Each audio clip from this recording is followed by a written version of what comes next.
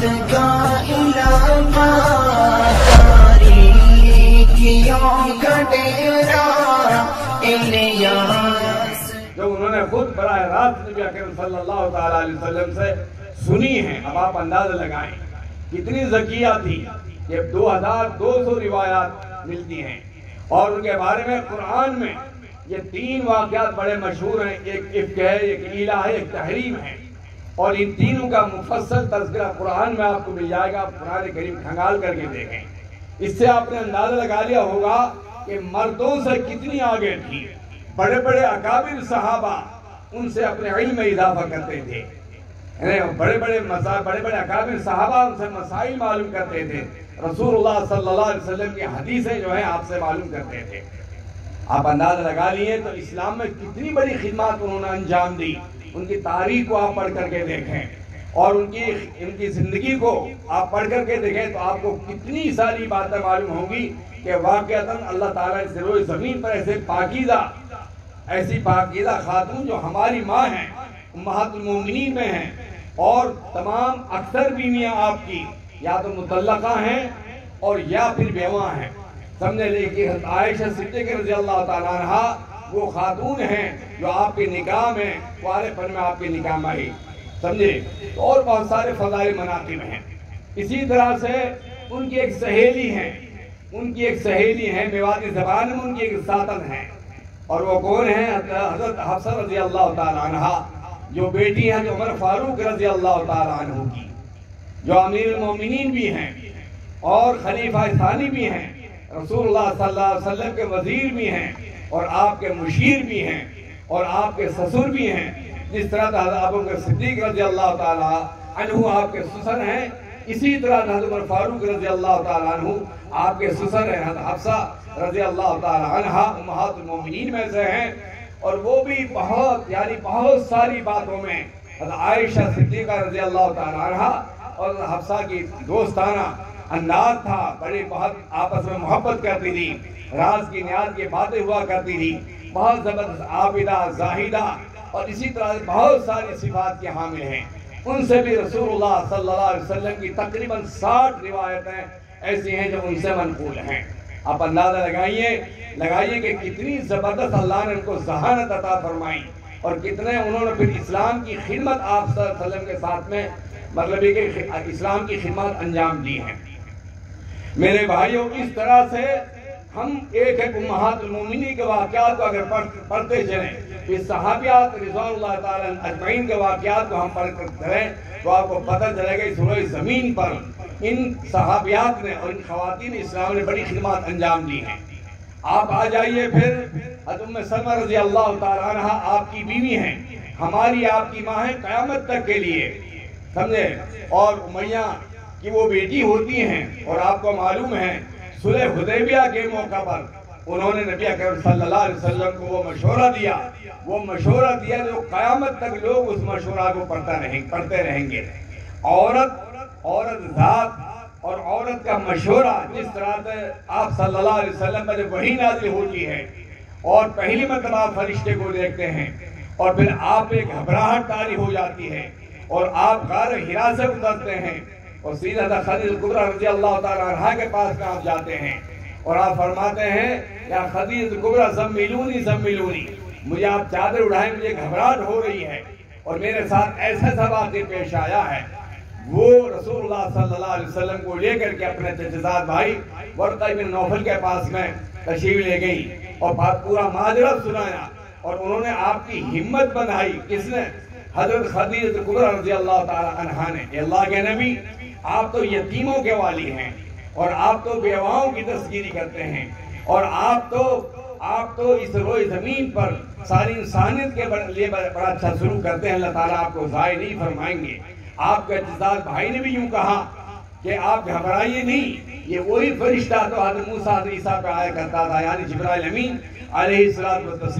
اللہ نے آپ کو نبوت کا تاج پہنایا ہے، اللہ نے آپ کو نبی بنایا ہے، اور یاد رکھیں اے محمد صلی اللہ علیہ وسلم، ایک دن آئے گا کہ مکہ مکرمہ سے آپ کی قوم آپ کو نکالے گی۔ آپ نے اشارہ فرمایا کہ ایسا ہوگا؟ ہاں ایسا ہوگا، اور اگر میں زندہ رہا تو میں آپ کے ساتھ دوں گا۔ یہاں یہ بات معلوم ہوتی ہے حضرت خدیجہ کبریٰ رضی اللہ تعالیٰ عنہ نے آپ کی ہمت بڑھائی، آپ کا حوصلہ بڑھایا اور آپ کو یہ طاقت بخشی آپ تاکہ ہمت نہ ہارے، جبکہ آپ ہمت کے پہاڑ تھے۔ ساری دنیا میں آپ سے زیادہ بڑھ کر کے ہمت والا دنیا میں کوئی پیدا نہیں ہوا، لیکن یہاں آپ کی شریک حیات اور آپ کی بیوی امہات المومنین میں اور ہماری آپ کے سب کی ماں آپ کی ہمت بناتی ہے، کتنا بڑا کارنامہ انجام دیا ہے۔ اسی طرح سے حضرت ام سلمہ رضی اللہ تعالی عنہا نے صلح حدیبیہ کے موقع پر آپ صلی اللہ علیہ وسلم عمرے کے لیے تشریف لاتے ہیں، آپ کے ساتھ میں بہت بڑی تعداد صحابہ کرام کی موجود ہے اور بالکل ذوق اور شوق کے ساتھ میں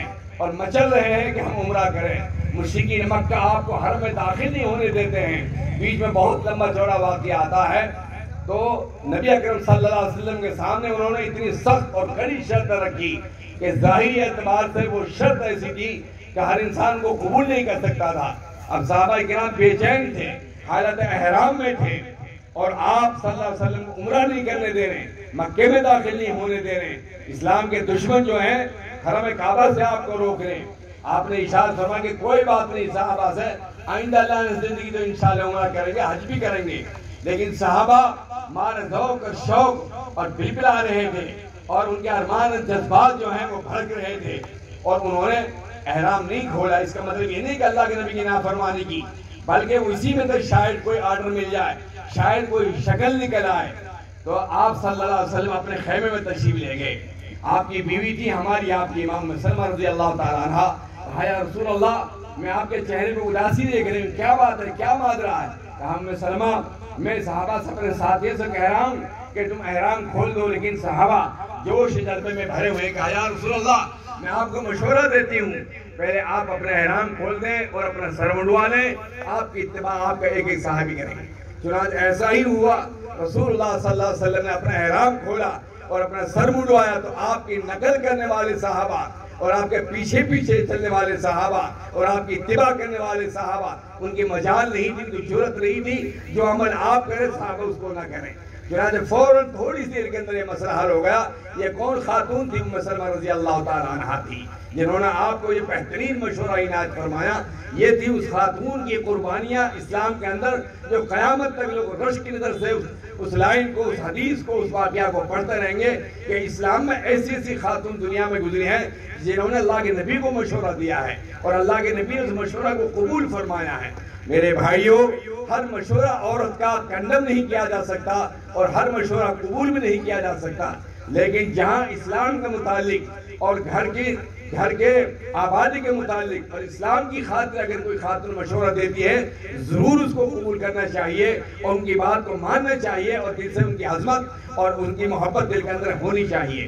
ان سے تقریباً 378 روایات مروی ہیں، تقریباً 378 حدیث ہیں ان سے، حضرت ام سلمہ رضی اللہ تعالیٰ عنہ سے مروی ہیں، منقول ہیں، جو ہم احادیث میں یعنی کہ حدیث کی کتابوں ہم جو پڑھتے ہیں، آپ اندازہ لگائیے کہ اتنی بڑی حافظہ اور اتنی ذہینہ اور استعداد اور صلاحیت کے مالک تھی کہ نبی اکرم صلی اللہ علیہ وسلم سے براہ راست واسطہ بالواسطہ کئی اعتبار سے اتنی حدیث کو جب مجموعہ انہوں نے اپنے دل کے اندر جمع کر لیا تھا، جس سے امت مسلمہ کو کتنا بڑا فائدہ پہنچا ہے۔ اور اس دنیا میں قرآن کی حفظ کرنے والی اور تجوید و قرات کی قاریہ دنیا میں آج تک اب بھی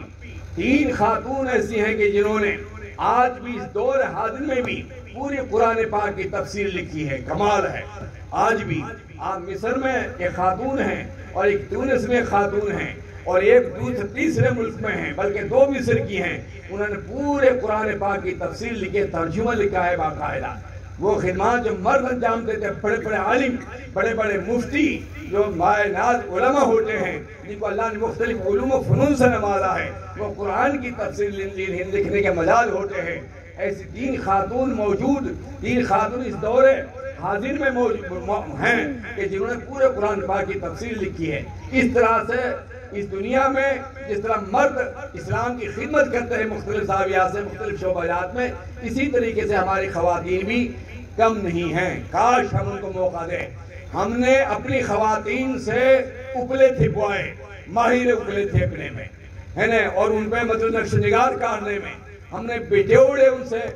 چھپوائے، ہم نے لاؤنی کروائی تو اپنے فن میں ماہر ہے وہ، ہم نے اور بہت ساری چیزیں کرائی ان سے تو اپنے فن میں ماہر ہیں۔ کاش اپنی خواتین کو ہم اسلام سکھاتے اور اسلام میں ان کو قرآن کا ماہر بناتے، حدیث پاک کا ماہر بناتے، تو وہ قرآن کی ماہرہ ہوگی، وہ قرآن کی قاریہ ہوگی۔ یہ قصور کس کا ہے؟ آپ انداز لگائیں، قیامت کے دن اگر اللہ تعالیٰ ہم سے پوچھیں کہ میں نے اپنی بندی پیدا کی اور تمہارے نکاح میں آئی اور تم نے ان کو بجائے اسلام سیکھنے کے اور سکھانے کے آپ نے دنیا میں لگایا، آپ نے جو عورت گھر کی زینت ہے آپ نے اس کو باہر نکالا، اور باہر نکال آئے نہیں بلکہ آپ نے ان کو وہ کام سونپے جس کام کا کوئی ثواب نہیں ملتا، جو تمہارا حق تھا، تمہارا فریضہ تھا، آپ نے اپنی ذمہ داری سے سرگزشت ہو کر کے اور ان خواتین کو، ان میری بندی کو اس کام میں لگایا۔ میرے بھائیوں، بہت افسوس کی بات ہے، آج اللہ کا شکر ہے، ایک تو یہ کہ ہم اللہ سے توبہ کریں، اللہ جو خواتین ہمارے گھروں میں آئی، جو ہمارے نکاح میں آئی، یا ہماری بیٹیاں یا ہماری بہنیں یا ہماری بیویاں، اے اللہ جو کام کرنے کا تھا وہ ہم نے نہیں کرا، میرے مولا تو اس جرم عظیم کو تو معاف فرما دے، اور آج کے بعد ارادہ کریں کہ انشاءاللہ ایک ایک بچی کو قرآن کی تعلیم سے آراستہ پیراستہ کریں گے، ایک ایک بچی کو ہم قرآن سکھائیں گے۔ آپ کو معلوم ہے جس ہریانہ میں آپ بیٹھے ہیں، جس علاقہ میوات میں آپ بیٹھے ہیں، یہ ہریانہ صوبہ ہے، ہریانہ صوبے میں سونی پت اور پانی پت کی تاریخ پڑھ کر کے آپ دیکھ لیں، بیفور پارٹیشن 1947 کے پہلے کا واقعہ پڑھ کے دیکھ لیں، تقریباً ہریانہ میں پانی پت میں تقریباً 700 بچیاں حافظ قرآن ہوا کرتی تھی، اور جب وہ 3 بجے 4 بجے چکی پیسا کرتی تھی، آٹے کی چکی، کئی منزلیں قرآن کی پڑھ لیا کرتی تھی۔ ایسا دور ہریانہ میں گزرا ہے، دلی میں دور ایسا گزرا ہے، کوئی گھر ایسا نہیں تھا جس میں قرآن کی تلاوت کی آواز نہ آ گئی ہو، نہ آ رہی ہو۔ میرے بھائیوں، خدا کرے آج وہ ماحول پیدا ہو جائے۔ میں مبارکباد دیتا ہوں مولانا جمیل احمد صاحب امینی کو کہ انہوں نے آپ کے گاؤں میں ایسا عظیم الشان ادارہ بچیوں کا کھولا ہے۔ اللہ نے چاہا،